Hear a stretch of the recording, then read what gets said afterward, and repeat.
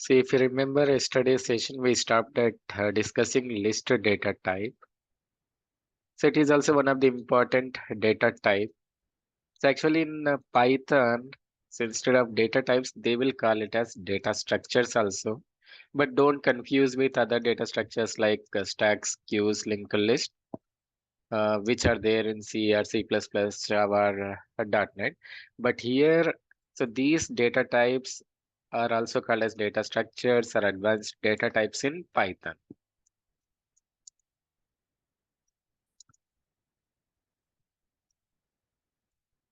So list, tuple, set, dictionary, frozen set, these are very important data types in Python. You need to learn because whenever you are writing a Python programming, you are going to use at least many times these kind of data types, not only in practice, whenever you are going to work in some projects also, you need list, tuple, set, dictionary, these kind of data structures. So when we discussed yesterday about list is nothing but a group of elements which is stored as a single entity. These are the different properties of a list. A list will be created within the square brackets wherever whatever the values you wanted to store, you are going to create within square brackets. And so first property is insertion order is preserved, heterogeneous data types are allowed, duplicate values are allowed. It is a mutable data type. So this is one of the important property of the list. So list is a mutable data type. So already we executed some example for this, right? If you see yesterday's session, so a list is nothing but a collection of group of elements where you can store a person information or employee information or student information or some subject information. Means whatever you wanted to store in a single unit, we are going to use list as a group of elements which can be stored it as a single entity. So which is, supports heterogeneous data type elements like you can store string, integer, float. You can store multiple data types in a list. And list allows duplicate values. You can store n number of duplicate values in a list. And so one of the important properties which is mutable data type. So mutable data type means you can able to modify the list values, that is you can able to add or delete or update the values in the list. So for example, I wanted to add gender information to this list. By using, there are some functions in the list. By using those functions, you are able to add, append, delete or modify. So those operations we can see later. So you can remember list is a mutable data type. You can able to update the information. For example, roll number I saved it as 1, but I need to update it as 10. I can update like this. So you can add or delete or update the list values. So list is a mutable data type. Next, we are having tuple. So same properties for tuple. So tuple is also, so where you can store set of values, group of values. Insertion order is preserved, heterogeneous data types allowed, duplicates are allowed, and a tuple is a immutable data type. So the only difference between list and tuple is a immutable data type. So what it means, and here tuple is indicated with the parenthesis. List is indicated with square brackets, tuple is indicated with parenthesis, and so it is a immutable data type. So let us go to Jupyter Notebook. So let us say tuple 1 equal to 10, 10.5, 11, 11. You can store duplicate values. You can store any, it will allows heterogeneous data types. So all the properties are same. And here you need to store tuple as this parenthesis, within parenthesis. You can see type of T1. So maybe you can ask in the Jupyter notebook one question means yesterday it is the cell number is 89, today again it is starting one means whenever you will close the session, so cell numbers again it will restart.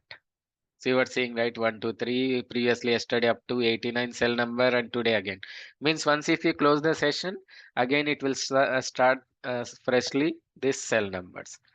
You can see whatever the values within the parentheses. So these are called as the tuple. And see here, insertion order is preserved. Insertion order is preserved means whatever the order you are going to insert. So for example, T1 of 0. So that is 10. So in the first position, 10 is inserted. In the second position, so second position, it is giving 11. So why it is giving 11 means index will start from 0 and it is 1 and index 2 is 11, right? So that's why T1 of 2 is 11. So that is insertion order is preserved, heterogeneous data types are allowed, and one of the very important property is it is immutable. So what is immutable means once if you create a tuple, the values within the tuple are not changeable, so not updatable, or you cannot able to add or delete or update the tuple values. So immutable means modifications are not allowed. Modifications are not allowed. So immutable property is nothing but this is one of the important property of a tuple. It is a immutable data type. Immutable means once if you create a tuple, tuple values are non-editable. So we can see. So for example, if you see yesterday's example in a list, I'm able to update the position. For example, I have created a list of values and in the first index, I'm storing the roll number as a 1. I can able to update it to 10, right? So for example, I can see, so this is my tuple, right? So here instead of 10, I wanted to store it as a 100. So whether it will allows or not. So if it doesn't allow, if it gives error, then it is immutable. So if you get an error, then only it is immutable. It means it should not allow updations. You can see tuple object does not support this item assignment. So previously same thing I am doing in the list. I am able to update particular element in the list. But if I try to update the tuple values, then it will not allow updations. Nothing but it is immutable. Even if you try to add some values, so then it will gives you error. So something I wanted to add Priyanka to this tuple. So tuple doesn't have append operation. So you cannot able to edit or modify the elements of the tuple, then it is called as a immutable property. So immutable property. So then, so now we know the properties of a list and properties of a tuple. So in which scenario I required list, in which scenario I required tuple. So this one you need to understand because whenever you are going to work on some applications or projects, then you need to decide whether I need a tuple or list in my application. Let us take some example. So college system. For example, you are designing some college system. So where, so different roles, majorly two roles, right? Faculty and student. So faculty and student. So let us say exams are conducted, marks are declared, and marks I need to store in my system. So one thing, marks may be duplicate values. Means, for example, in my subject, let us say I'm teaching Python and I conducted exam and different student marks. So let us say one student got 92, another student got 93, 91.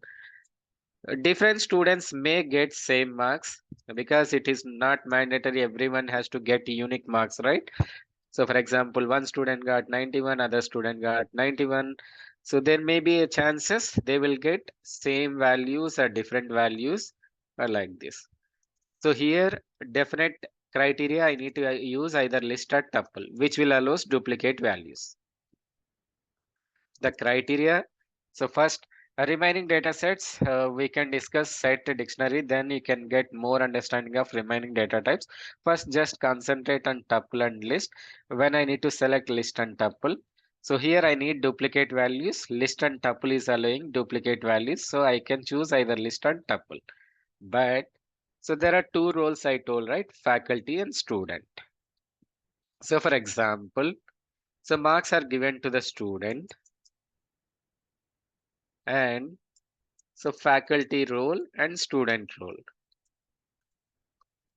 So for example, by mistake, the faculty done some mistake in entering the values or in the valuation of the scripts. He done or she done some mistake. Instead of 65, she entered it as a 56. So actually, it is 65. By mistake, she entered it as a 56. So in this scenario, which is useful, either list or tuple. So faculty having the access of the database and they can able to edit the values because they are the owners of that marks. They can able to edit or addition. For example, they entered some 5 6 students, but actually in the class there are some 10 students are there. So then they have to add the values or update the values. In this scenario, what data structure I require? List data structure I require because I need to perform some modifications. So for example, if you take student role, some student got, let us say, some 35 or 30 marks, failure marks. So here, if I give access as a list, so for student, if I provide a list, what they can do simply instead of 30, they can make 90 because the list properties they can able to edit. So in this case, if I wanted to restrict values, so definitely what I need to assign here, if I wanted to restrict changes, definitely I need to use tuple. So if I wanted to restrict the students, here I need to make it as a tuple, then these are non-editable values. So based on your scenario, here I require duplicate values. Either I can use tuple or list. But based on my scenario, whether I need to provide access or I need to restrict. If you wanted to restrict just readable option, if you wanted to make it as readable only, then in that case, use tuple. If you wanted to make any updations, then you need to make it as a list. This is blindly you can remember when I need to use list, when I need to use tuple. Next data set is data type is set property, set data structure or set data type. So what are the properties of a set? Here insertion order is not preserved. First I will discuss properties of a set. Insertion order is not preserved and duplicate values are not allowed. Duplicate values are not allowed and heterogeneous data types are allowed. So these data structures are very important. If anyone are attending on Python or data science related interviews, definitely will get some question on list, tuple, set or dictionary. So here just I'm explaining descriptions of each data type. Later we'll discuss what operations we can do with these data structures. Heterogeneous elements are allowed and it is a mutable data type, mutable data type,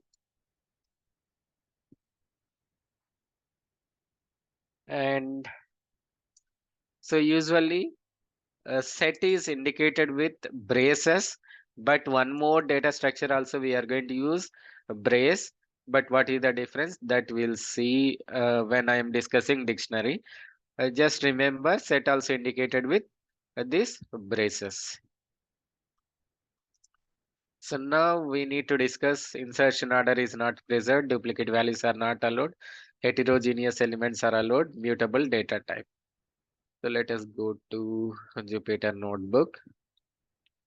So set equal to something 1, 10, 2, 3, 11, 9, something Ishwar and Priyanka, something all the values I am storing.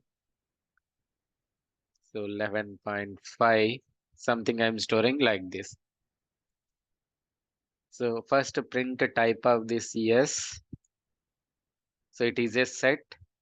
So whenever I'm storing within the braces, it is a set. It is clear. And what I told is heterogeneous data type elements are allowed. It is to we are able to store integers, floats, strings. Then heterogeneous data types are allowed.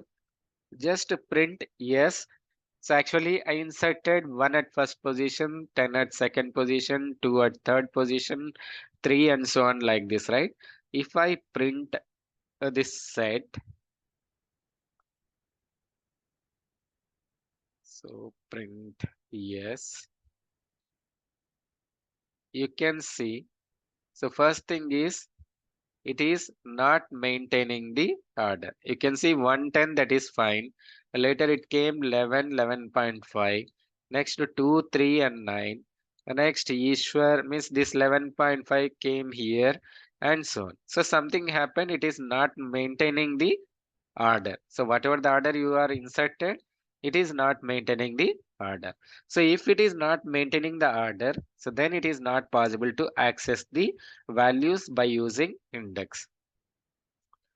It is not possible to access values by using index. Like if you remember tuple or list, I'm able to access through their index, right? So for example, if I try to access s of 0, it is not possible to access the values through index. So if I try to access the values through index, it is not possible to access the values through index because it is not maintaining the order. So then how to access these values is actually we need to use loops concept, either for loop or while loop. That we will discuss in the next session, in tomorrow's session.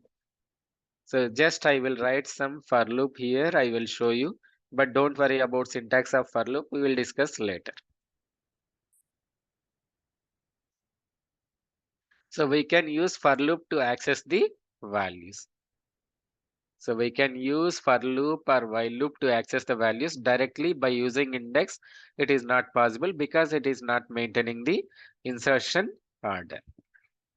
And one more important property of a set is mutable data type.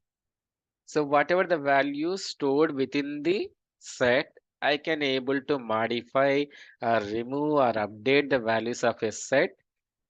So it is called as a mutable data type. So for example, I wanted to, for this set, I wanted to add something 12 to this set.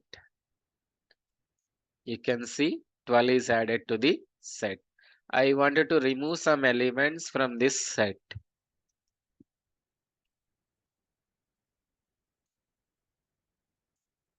So you are able to perform some updations to your set, then it is called as a mutable data type. So what is mutable data type means you are able to perform updations to your set. means I'm able to add or delete, means I'm able to perform some modifications on the set, then it is called as a mutable data type. So I will discuss frozen set and then I will explain the scenario when I need to use set and frozen set. So first we'll see frozen set and then I will explain when I need to use set, frozen set, list and tuple. And one more thing is it will not allow duplicate values. That's what I told, right? It will not allow duplicate values. Let us try to store some duplicate values.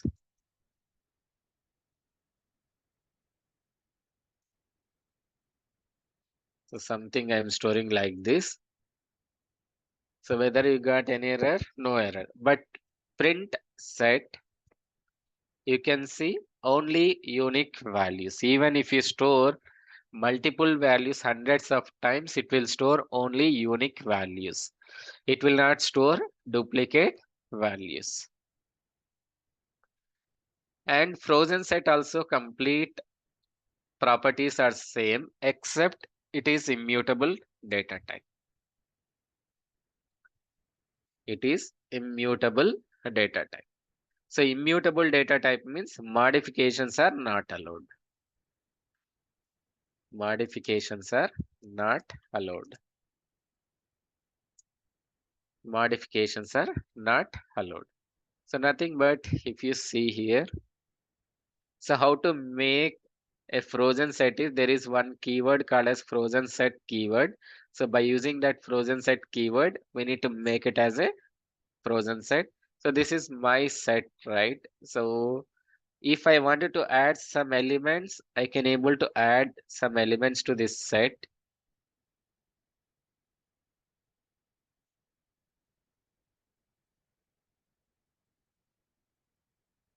So you can able to add some elements to the set.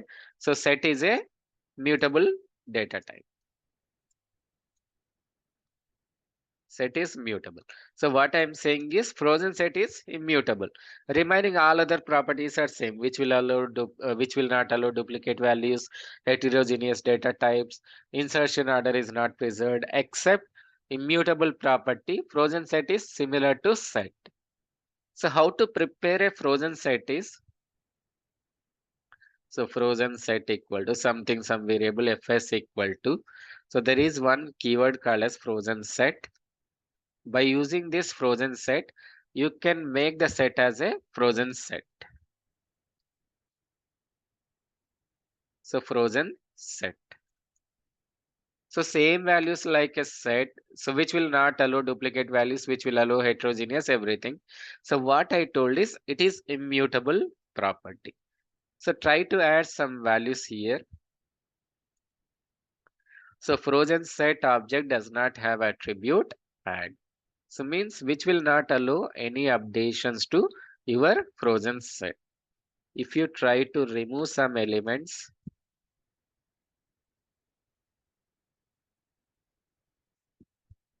which will not allow modifications in your frozen set. So now the scenario is something like this when I need to use set and frozen set. So let us say some counseling is happening. So BTech counseling is happening. BTech counseling. Here, so government and colleges. Let us say government and colleges are participating.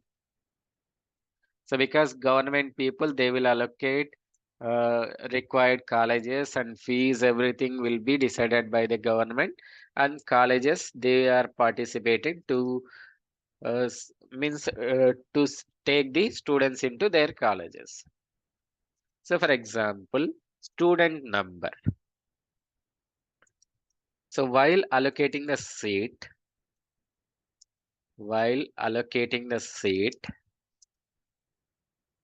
so student number is important, right? Means they have to give some student unique allocation ID or something.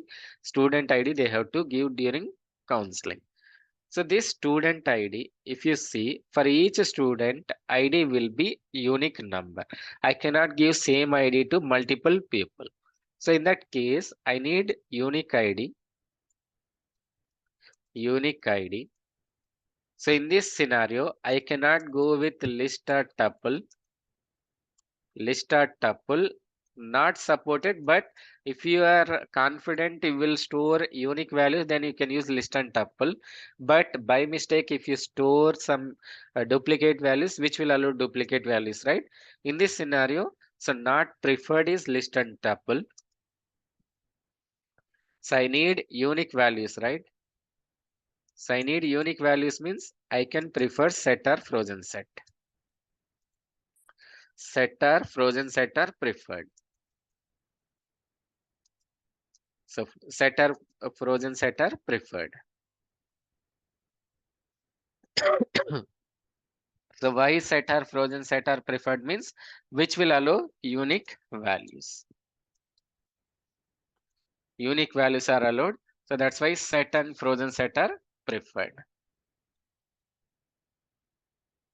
And so this is fine. But so here for which organization I need to make it as a set, for which organization I need to make it as a frozen set is.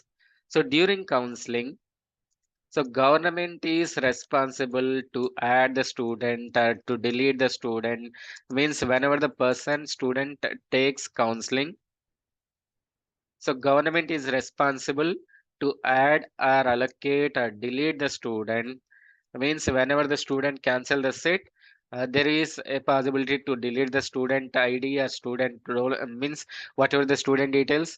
So they have to deallocate the seat and so on. So here I need to give the so mutable property.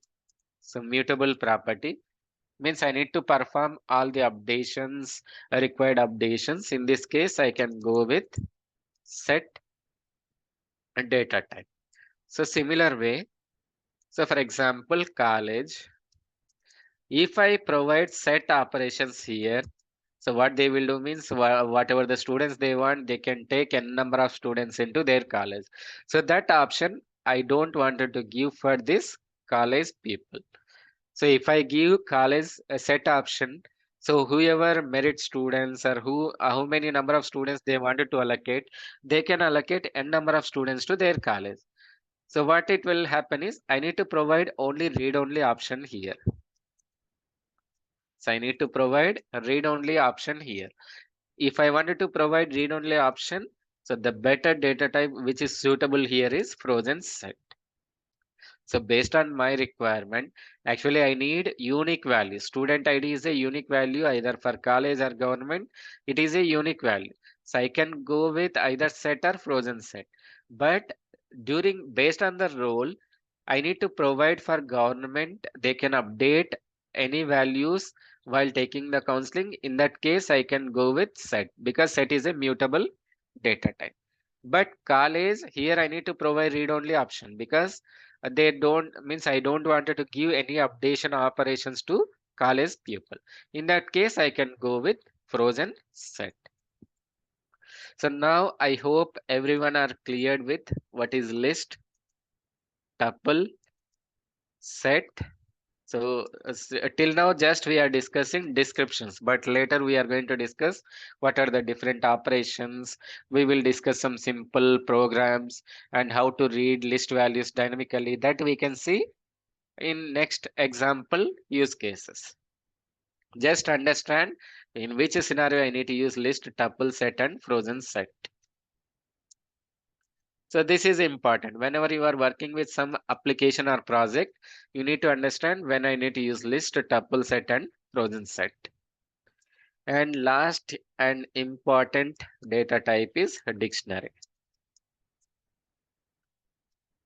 So dictionary. So you know what dictionary do, right? In the general meaning of what is a dictionary, how the dictionary will work. So for example, I need to convert English to Telugu or English to Hindi. Means I need some dictionary. So where I can find the meaning of English word in Telugu word. Here nothing but key value pair. So key will be English word and value will be Telugu word or Hindi word or Assami word and so on. Means in similar way in the programming also what is a dictionary is key value pair. So key value pairs. If you wanted to represent a group of values, if you wanted to represent group of values, so if you wanted to represent group of values as a key value pair,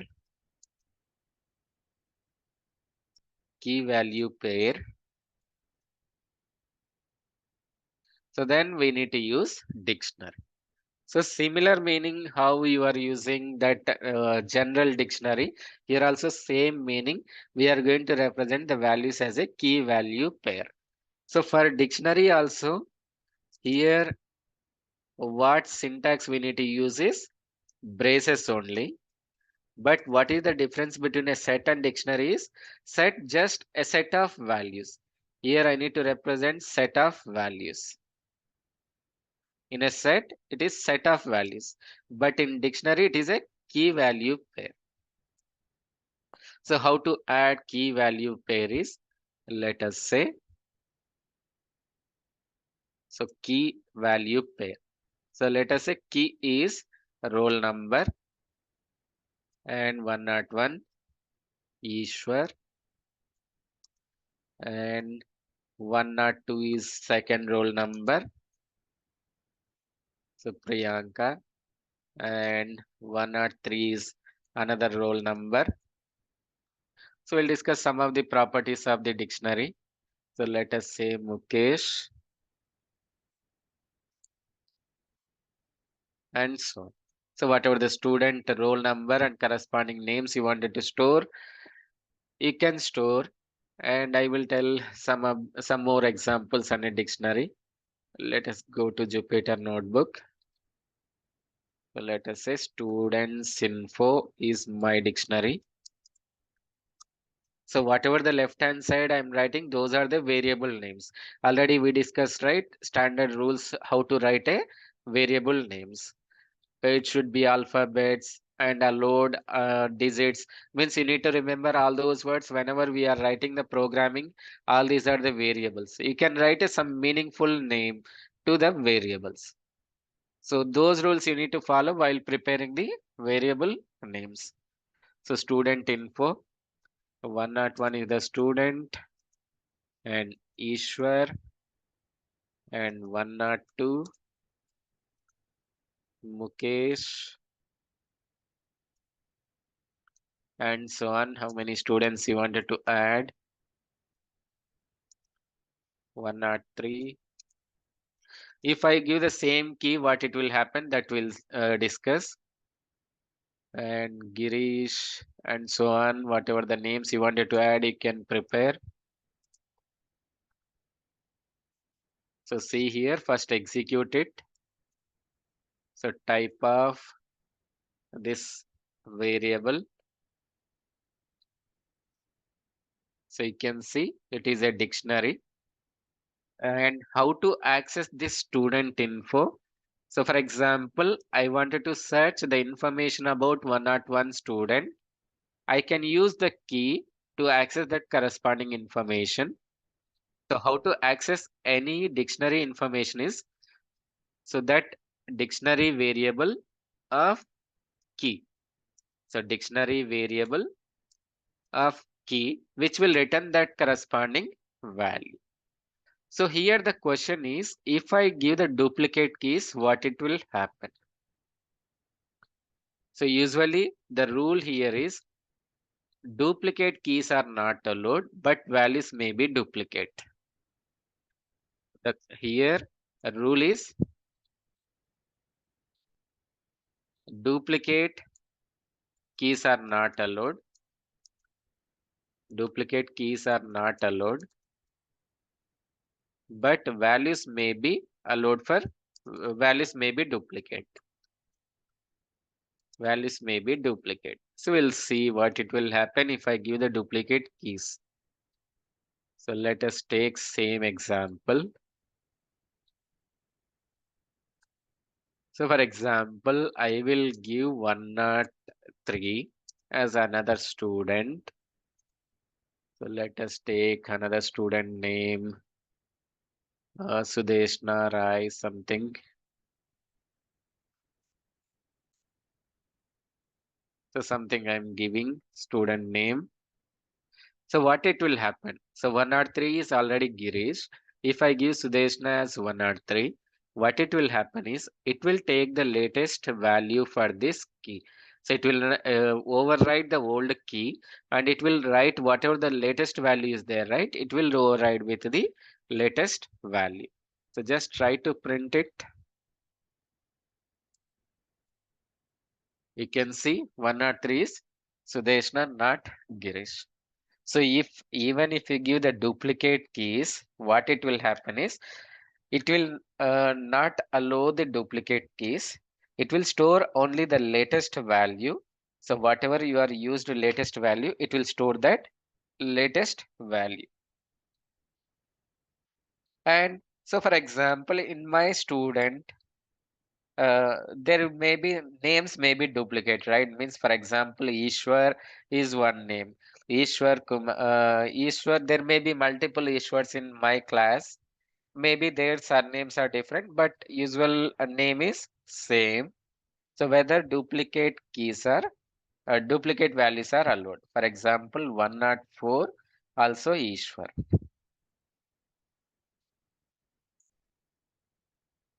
So because students may be duplicate names, right? Means multiple students may have the same name.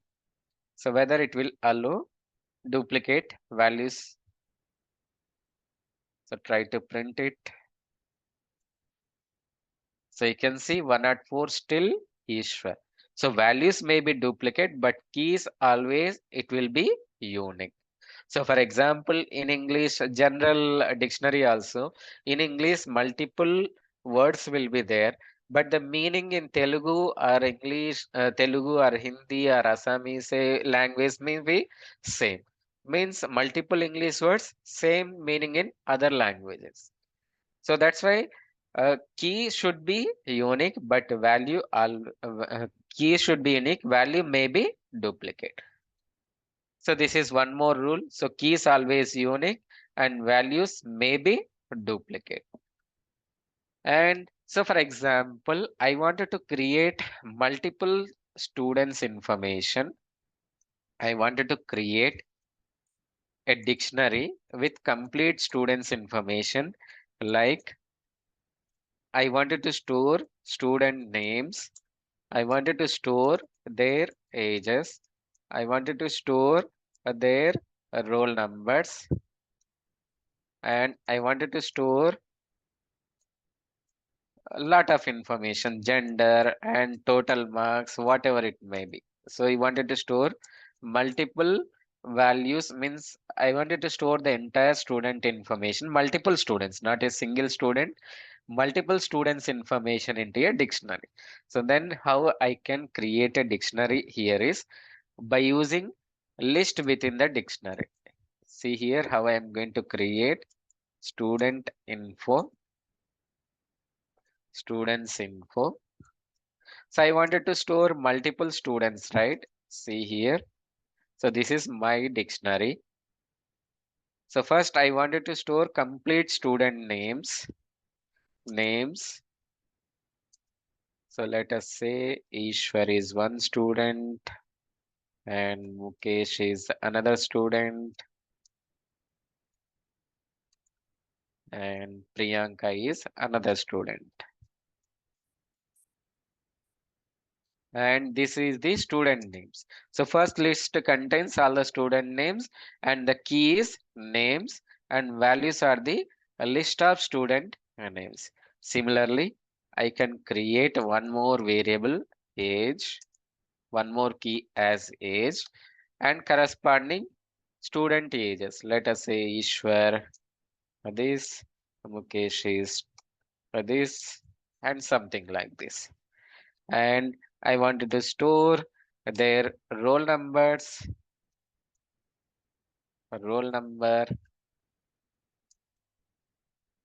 so 101, 102, 103.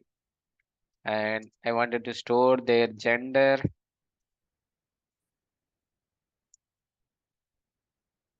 and So gender may be male, male, and female. So whatever the values you wanted to store, you can use a list, a tuple, or set based on your requirement. So if you need duplicate values, definitely I need to use a list or tuple. If I don't want duplicate values, same rules, whatever rules we discussed, right, based on your requirement, you can use list or tuple or set based on your requirement in the dictionary. So you can see I wanted to find all the student names in my class. So I wanted to find all the students in my class. So all the student names. So how to access? By using key. So by using key, I can able to find all the names.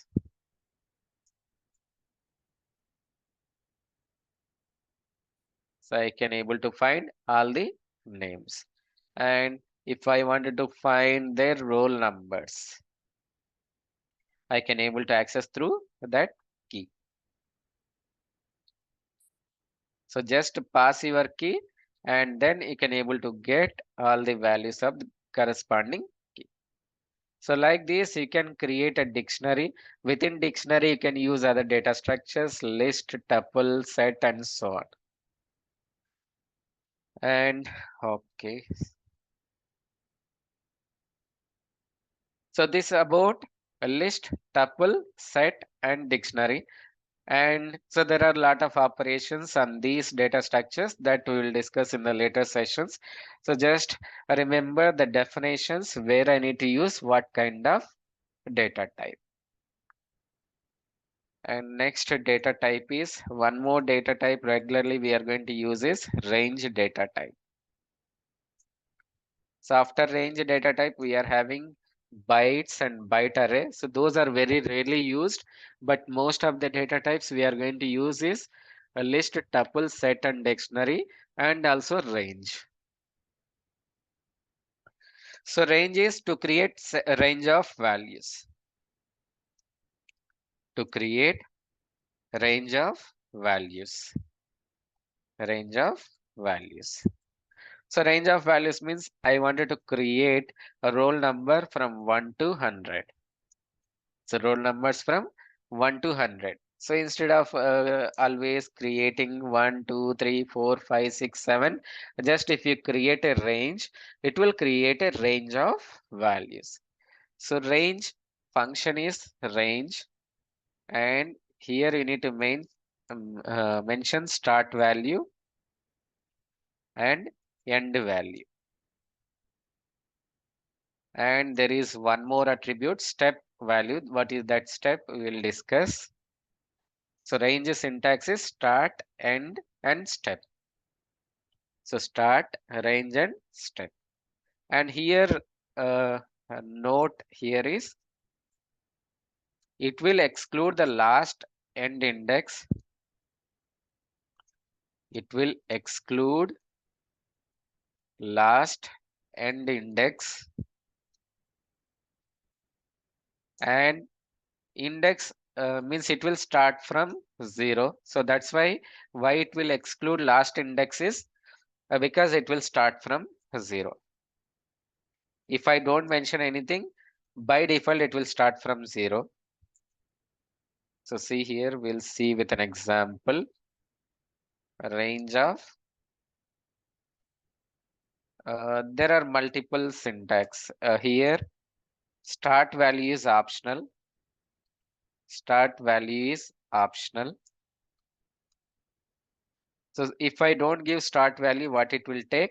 It will take, it will start from 0. By default,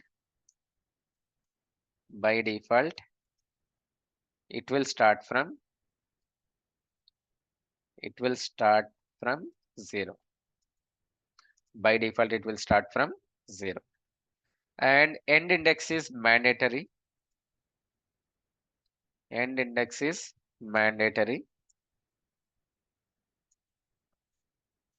And step is also optional.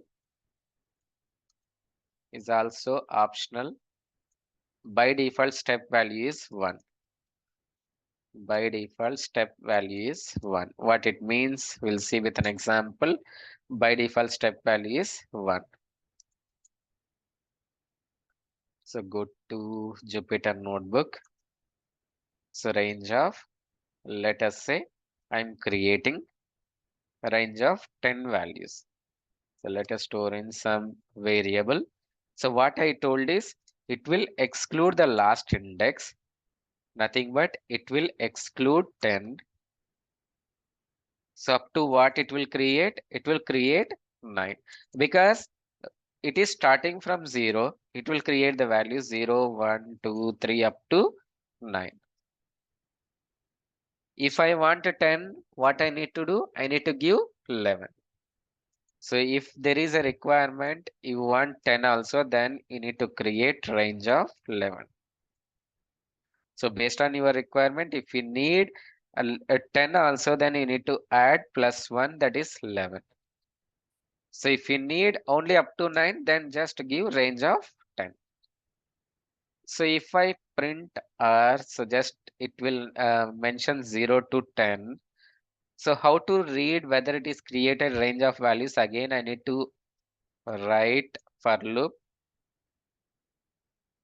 So directly it will not display all the values. I need to use for loop or while loop to display the values. You can see 0, 1, 2, 3, and so on. And so if I wanted to display all the values in this single line, so there is one attribute called as end attribute in print statement. So you can get all the values in a single line. So what I told is it will exclude 10, right?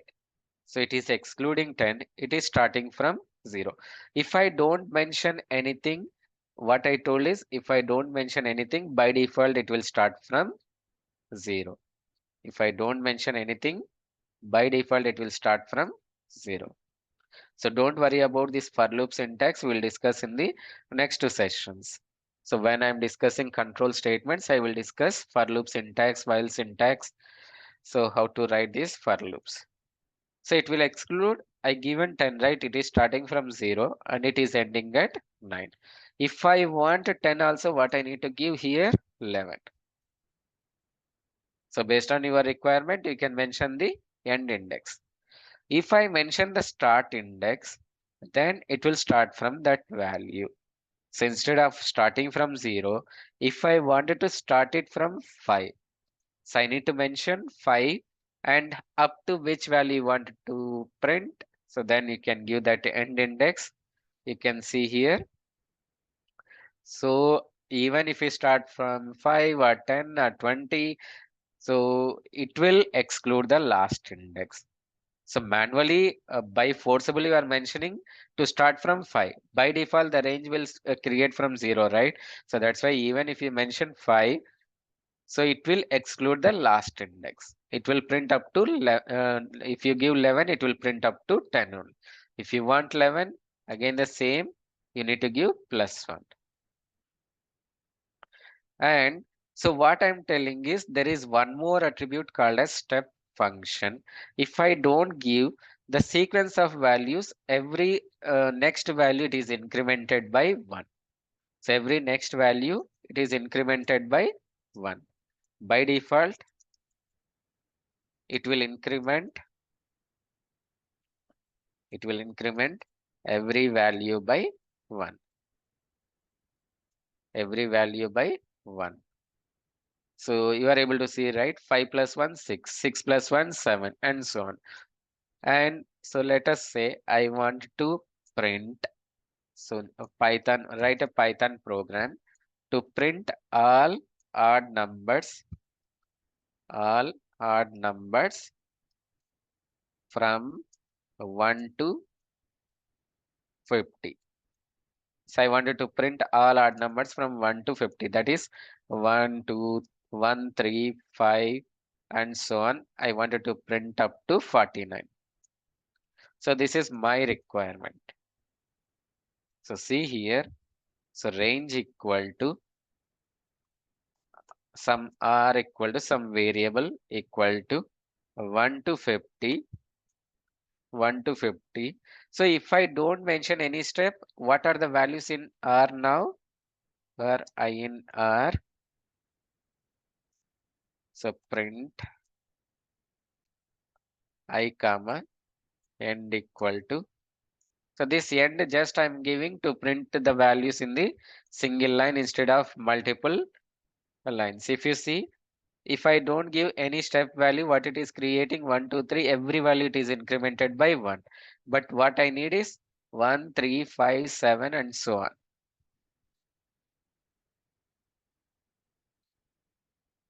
So what I need to mention? So I need to mention step. So what it will do means 1 plus 2, 3, 3 plus 2, 5, 5 plus 2, 7. So you can see, so based on this step function, it will increment the value. So 1, 3, 5, 7, and so on. So if you wanted to increment success next values by 3 or 4, you can mention based on your requirement. You can mention. So you can see 1 plus 4, 5, 5 plus 4, 9, 9 plus 4, 13, 13 plus 4, 17, and so on. So if you don't want sequence values, if you wanted to increment the values by so and so value, then you can mention that as a step value. So up to now, whatever the data types we discussed, all these are very, very important. You need to remember all these data types. And so remember, so what are the immutable data types? Even range also not, it is a immutable data type. So range also immutable data type. Range also immutable data type. Immutable means whatever the values you are going to generate in a range, those are the fixed values. If you wanted to generate some other values, you need to write different program to generate those range of values. So whatever the range I am going to create, so for example, I have created a range of 50 values. So if I created range of 50 values, those 50 values are fixed. If you wanted to generate another range, you need to create another program to create a range of another values. If I try to add something or if I try to delete something, it will gives you some error. So it will not allow addition or modification or anything in the range. If you wanted to add some other values or if you wanted to add some more values, based on your requirement, you need to rewrite your program to generate so and so range of values. So up to now, whatever the data types we discussed, except tuple and set, remaining all the data types are dictionary also, it is a mutable data type because I can add some values that we can see later how to add the values to the dictionary or how to delete the values into the dictionary, but it is a mutable data type. You can able to add the values or you can able to delete the values. Dictionary also mutable data type. Only mutable data types are list, set, and dictionary. Apart from this, remaining all the data types are the immutable data types. There is one more mutable data type that we'll discuss. Immutable data types are integer, float, string, bool, complex, tuple, frozen set, frozen set, and range also immutable data type. There is two more data types which we are not going to use that much. Just I will give the brief introduction of those data types. But in the programming or whenever you are using some applications, there are two more data types like bytes and byte array. We are not going to use much of those data types, but you need to remember what is the definition of bytes and byte array. So we are not going to use much of these data types. Just remember the definitions. Bytes and byte array means if I wanted to store some encrypted form of the values instead of storing directly. For example, in the list, tuple, set, and dictionary, we are storing directly all those values, right? Instead of that, some encrypted format if you wanted to store. So then we are going to use this bytes and byte array. Bytes and byte array. So it is like, so here bytes, first we'll see bytes. There is very minute difference between bytes and byte array. So if you wanted to store the numbers as a byte numbers, so then we can use bytes. In order to create a bytes, we are having one function. Let us say some list of values 10, 20, 30, and so on. If I wanted to create bytes for this, so there is one function called as bytes. So just to print b. So it will be stored in the bytes number, some encrypted format instead of directly storing all the values like that.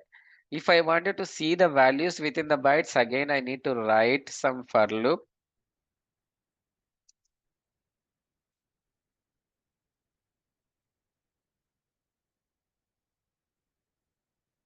So you can see like this. And similarly, byte array also same thing, but there is one minor difference, that is mutable and immutable property.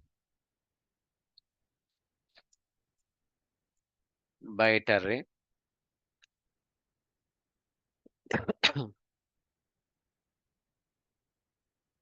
So same thing, byte array and byte.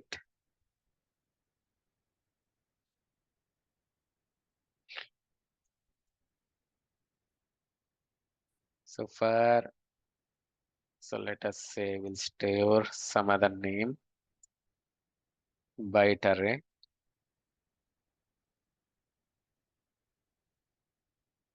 So there is some minute difference between byte array and byte. So that is mutable property.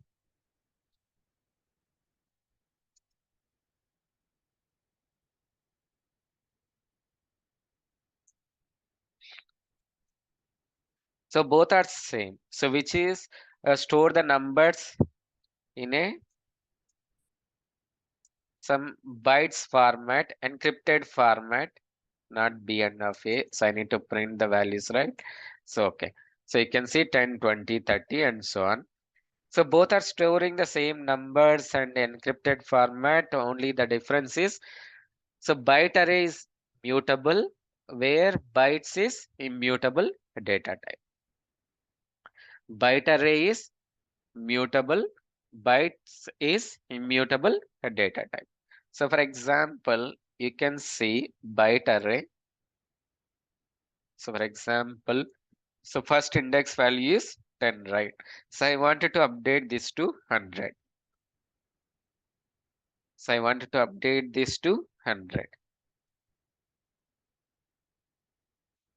So you can see now if I write this for loop to print all these values, you can see first index value is updated to 100. Same thing if I apply this for bytes. So see here. So if I apply it for bytes,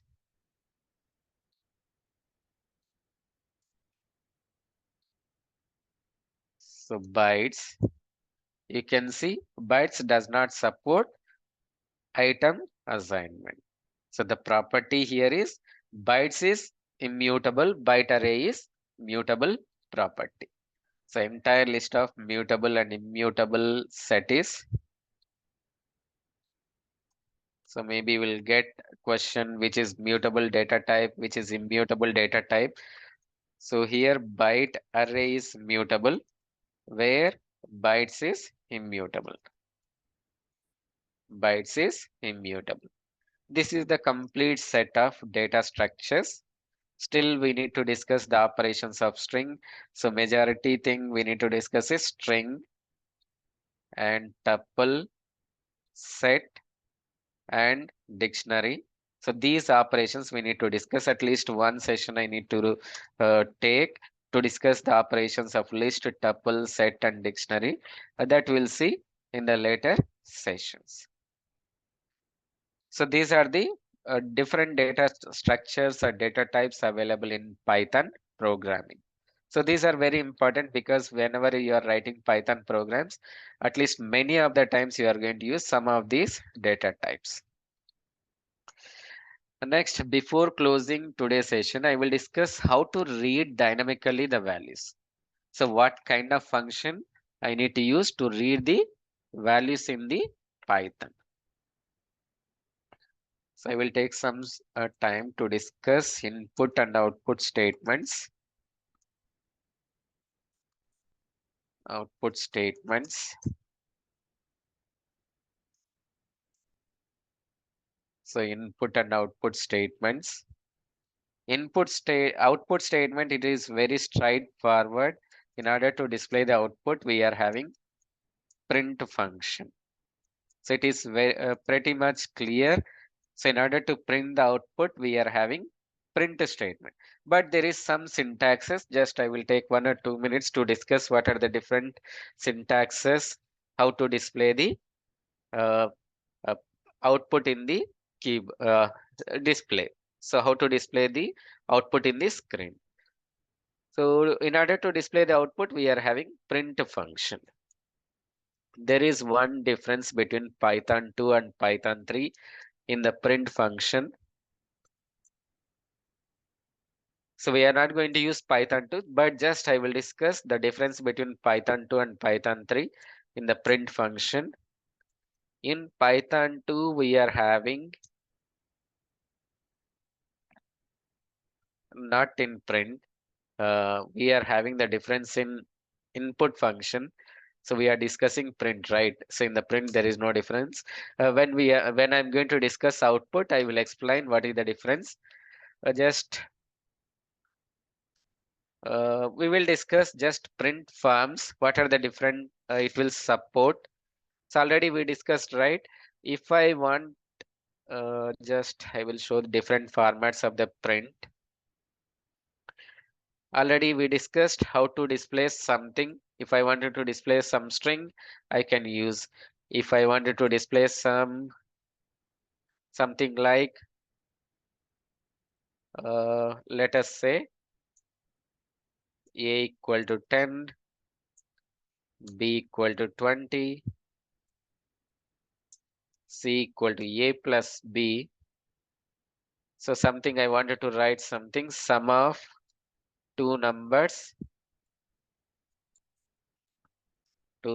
is c.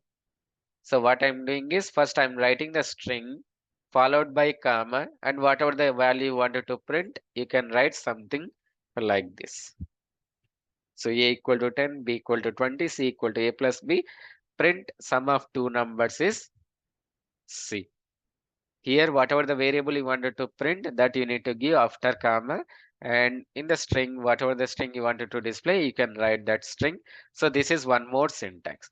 So one syntax is just if you wanted to print some string within double quotes, you can give the string. If you wanted to print along with the string some value, if you wanted to print, you can give followed by comma, and that variable, whatever you wanted to print, you need to give that variable.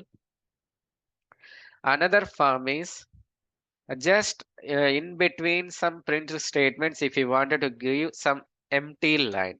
So for example, print Ishwar, and after printing Ishwar, I wanted to give some empty line. You can use an empty print, which will give an extra line.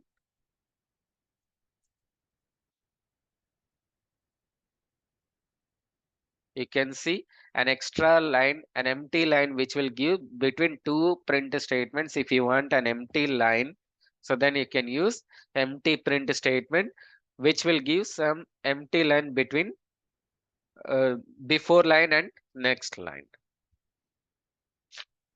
And here, if you wanted to use, already I told some end attribute, right? If you wanted to print output in a single line, then you can use end attribute. So if you want, for example, if you see print Ishwar, and print Mukesh and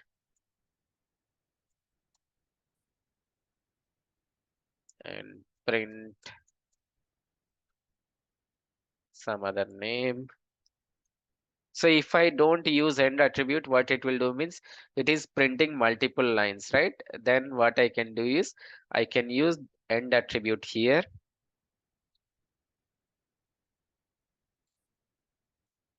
So which will print these multiple print statements in a single line. So this is another syntax.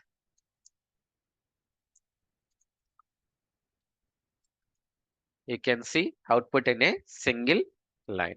Instead of multiple lines, if you wanted to print it in a single line, you can use this end attribute. And this print can be used to print list values or tuple values and so on. So print of L, it will print list values, tuple values, set values, dictionary values, whatever you wanted to print, you can print the list, tuple, set, and dictionary, all those values. And maybe if you are familiar with some C programming, there is some concept called as percentage %d, which is used for integers, format specifiers. If you are not familiar, that is fine, because these format specifiers are not mandatory in Python, but the similar syntax are also allowed in Python. So percentage %d for integer, percentage %f for float. So there is some format specifiers in C programming.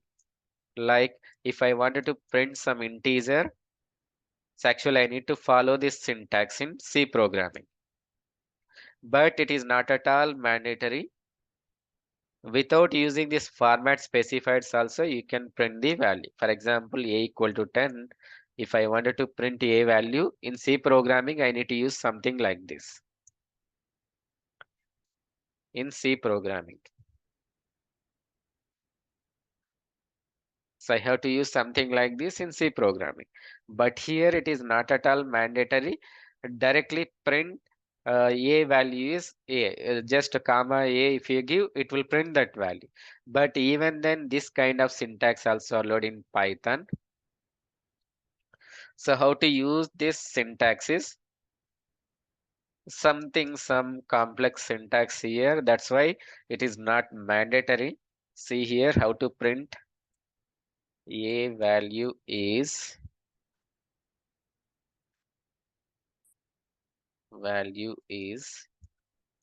the percentage %d and percentage %a. So something I need to declare like this, a equal to 10. So a value is 10. So even then, if I don't use this syntax, so just if you use comma, that variable also it is allowing. So since it is following the C programming syntaxes, right? That's why we are, it is also supporting C syntax. So both are giving the same result. If you want to use these format specifiers, you can use, otherwise no need to use. Directly you can able to print those values. Just a comma, that variable name if you give, it will print that value. So these are the different syntaxes in printing the statement.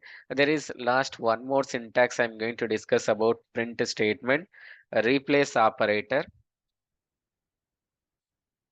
Replace operator, that is braces concept. What this brace will do means, let us take declare some variables, name equal to Ishwar, is equal to something, and gender equal to male. Just wait few more minutes. Just I will discuss how to read dynamically the values, and then we will close today's session. So print is over. Just I am discussing all the print syntaxes. See here. So what is this replacement operator will do means print. So hello, my name is. So what this 0, 1, 2, 3, I will explain. Uh, my age is 1 and my gender is 2. So what is this 0, 1, 2, 3? I will explain you. Dot format. So dot format name, age, gender. So here it is like indexes are like 0, 1, 2, 3. The indexes are like 0. Name is stored at 0 index, 1 index, and 2 index. So this brace of 0 means it will replace with this dot format of 0 means it will replace with name, and brace of 1 means it will replace with age, and brace of 2 means it will replace with gender. So gender is not defined. Okay. So spelling mistake.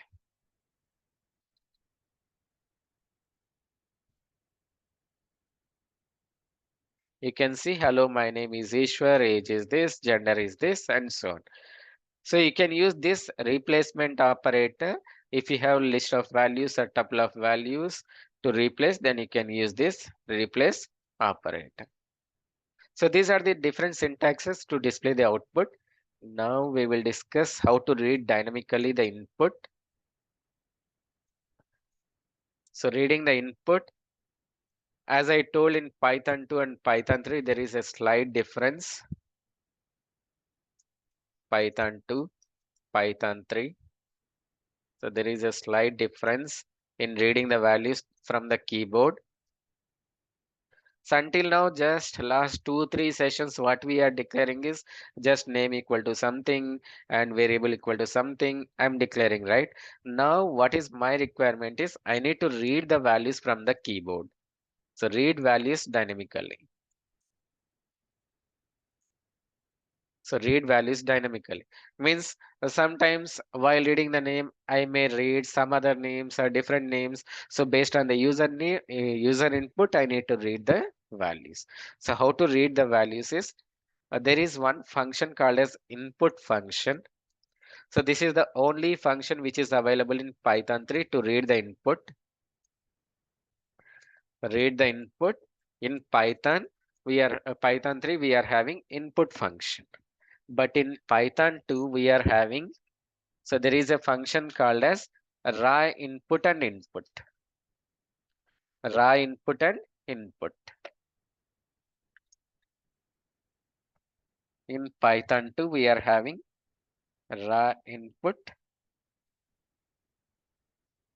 and input. Raw input and input. So what is this raw input means? It will read everything as a string. Everything as a string.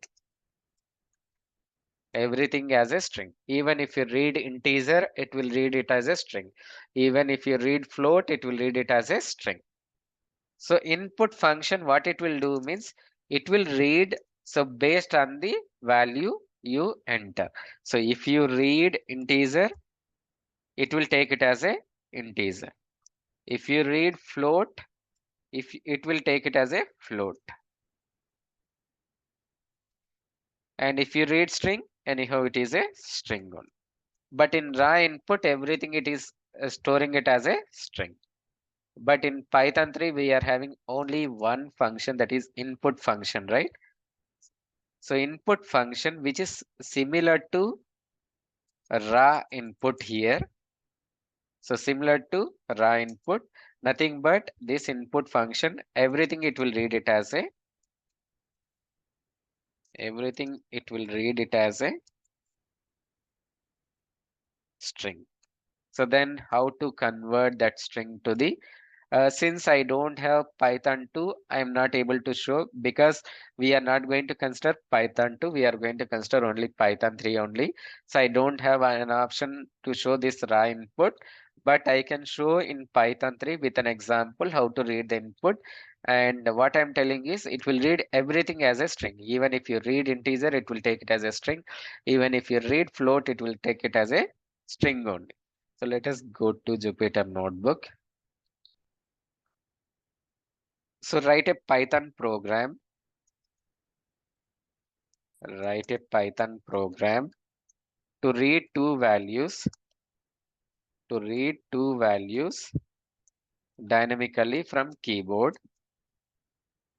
dynamically from keyboard and perform addition of two numbers. Perform addition of two numbers.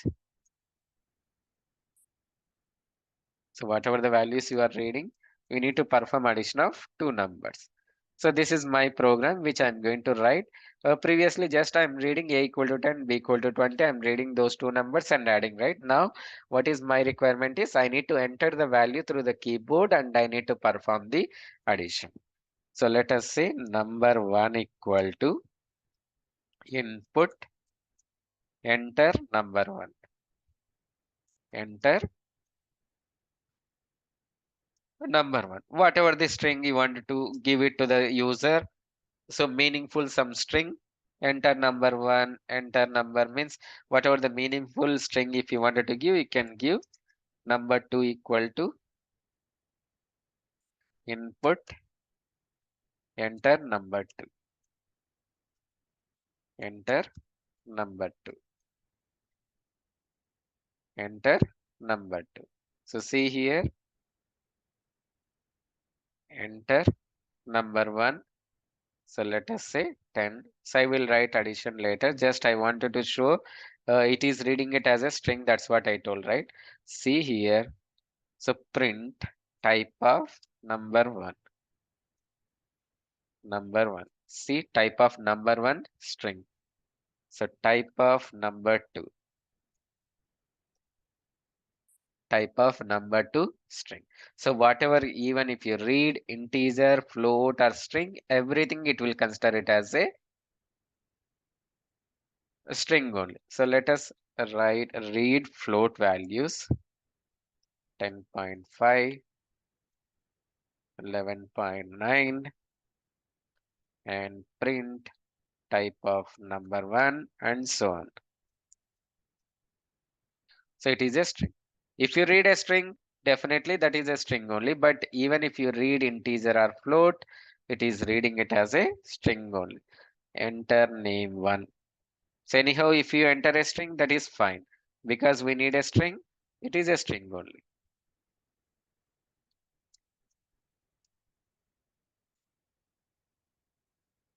So Ishwar and Mukesh and so on. So print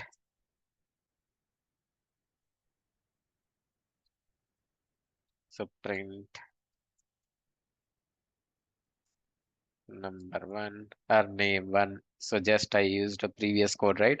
So here instead of that name 1, name 2, you can change the variables later. So not number 1, just what I wanted to see is data type, right? Type of that variable. It is a string. So if you read a string, there is no problem. It is a string only. But even if you read integer float also, it is taking string. So if you need integers, what you need to do is typecasting. If you remember yesterday's concept in a data types, typecasting I explained. So if you need number, so then what you need to do is on top of this input, you need to apply integer function to convert it into the integer. So if you wanted to convert that into the integer, you need to apply integer function. This is called as typecasting. Already we discussed in yesterday's class. If you wanted to perform some conversion, then you need to apply on top of reading, you need to apply typecasting. Now you can addition equal to number 1 plus number 2, number 2. So print addition, Addition is addition. So execute this program. So enter number 1, 10, number 2, 20. So addition is 30. So you may ask one question, if I don't convert into the integer, what it will happen? So one more question in your doubt. So here, if I don't convert integer, what it will happen is it is a string, right?